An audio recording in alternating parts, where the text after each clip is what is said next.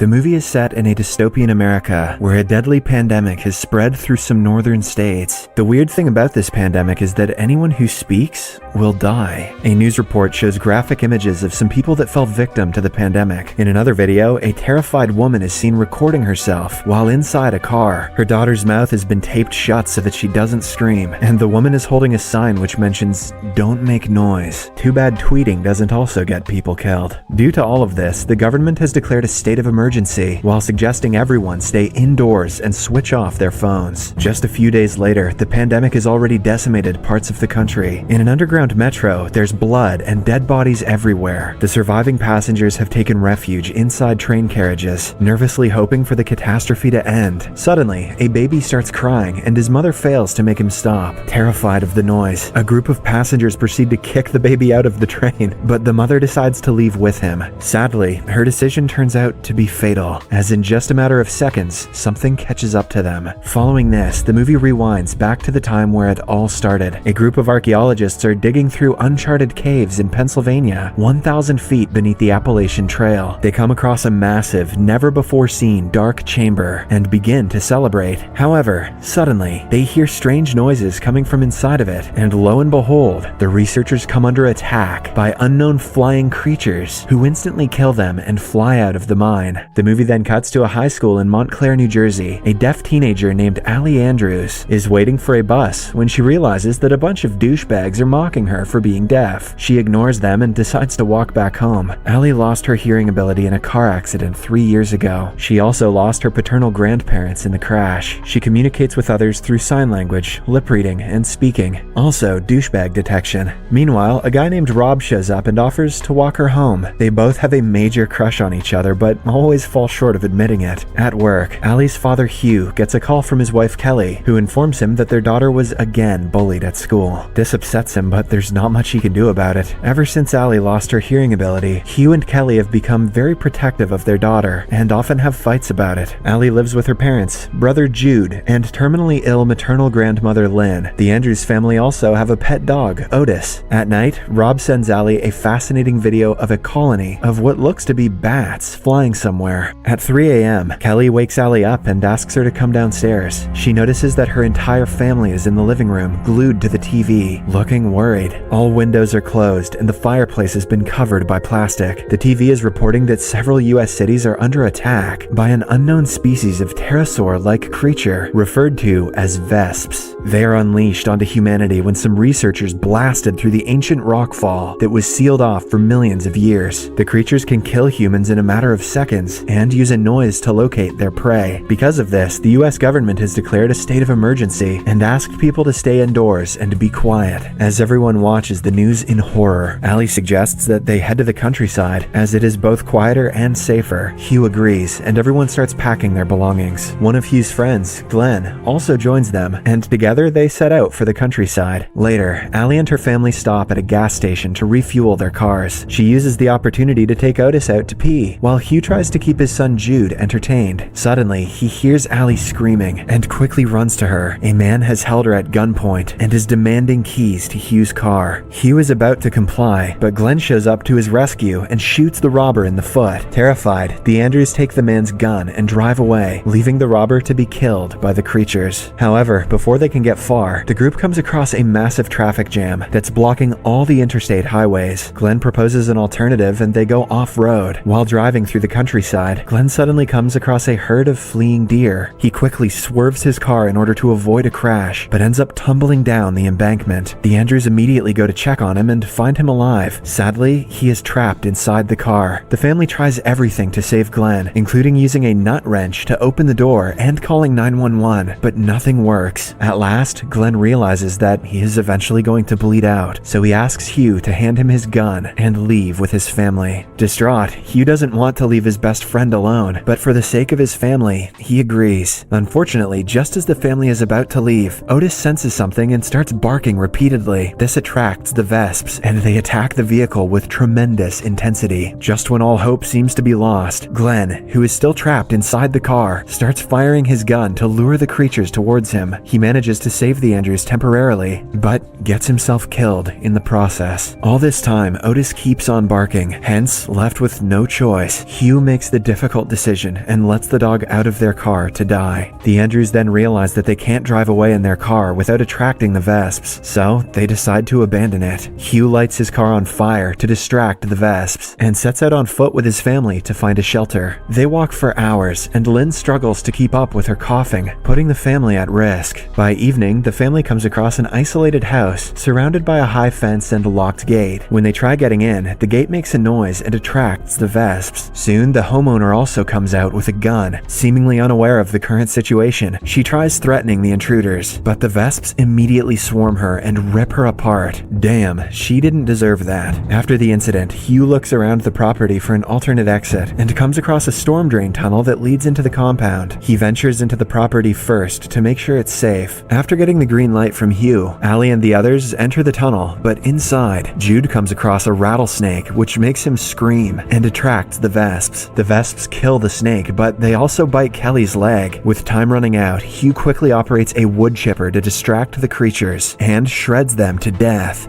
In the next scene, the family finally enters the house and cleans Kelly's wounds. Before going to bed, Ellie contacts Rob and finds out that his parents have been killed by the creatures. Worried, she asks him to get out of the city, but before Rob can respond, the call disconnects. Meanwhile, amidst all the chaos and despair, a religious cult is on the rise that is seeking new recruits and killing non-believers. The next day, Lynn again examines Kelly's wounds and learns that it is infected. Realizing that the wound is going to continue to spread without antibiotics, Hugh heads out to find a medical store with Ellie. After walking silently for an hour, they come across a deserted city and look for a pharmacy. Ultimately, they find one, but it is dark, deserted, and stinking of rotten flesh. As Hugh collects the medicine, Ellie notices Vesp eggs growing inside human corpses lying around the store. She inadvertently makes some noise and alerts the creatures. Now, the duo is stuck inside the store with several Vesps. Fortunately, Hugh thinks of a plan. He silently lights a mop on fire and activates the fire alarm. The noise from the fire alarm and the water sprinkler distract the creatures, and the father-daughter duo manages to escape unharmed. Outside, they are approached by a reverend who seems to have cut his tongue. It turns out he is the leader of the cult that's going around recruiting people and killing non-believers. The reverend asks them to join his flock, but Hugh refuses and walks away. They manage to safely return home with antibiotics, and Kelly begins to recover. The next day, Ellie approaches Hugh and informs him that she watched the news at night, which stated that the Vesps can't stand intense cold weather. Hence, people above the Arctic Circle are surviving. She also tells him about regions called the Grey. These are places where electricity has gone out, and people are being cut off from the world when the battery of their phone or computers are dying. It is almost as if the Dark Ages have arrived again. Later that day, the Reverend and his cult members show up at Hugh's hideout. He again asks Hugh to join their cult, but is again turned down.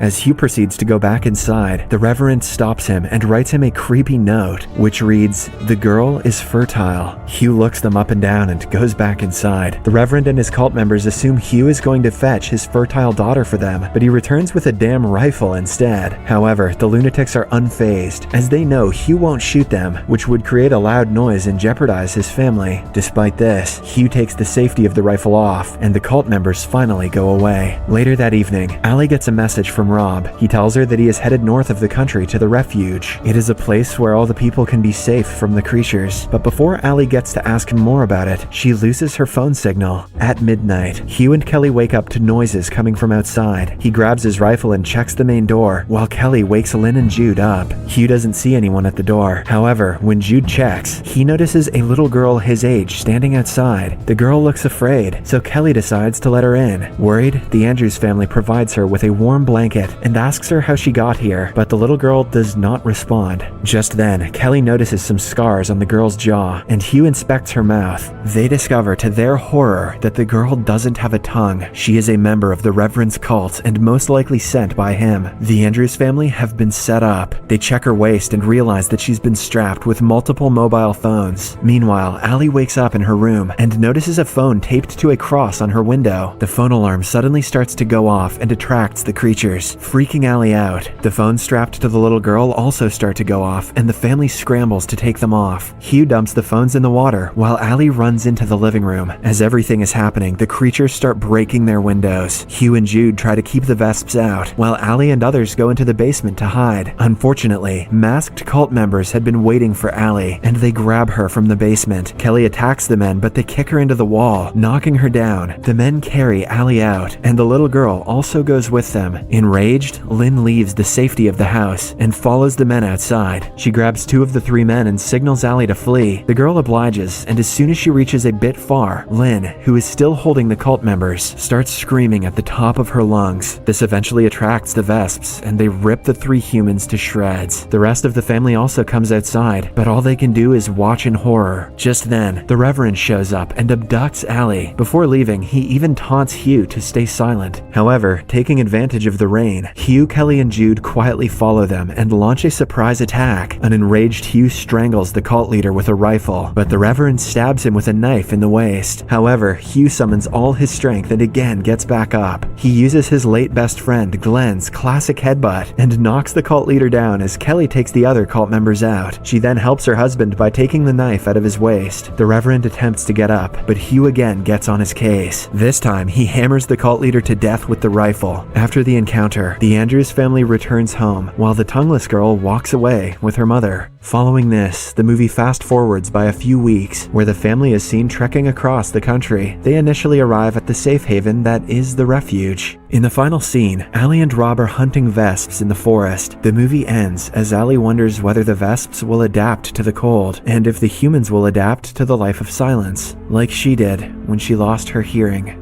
In other words, very little progress has been made since the beginning of the movie. Subscribe for more videos like this, turn on notifications, and leave a like to help the channel out. Thank you for watching.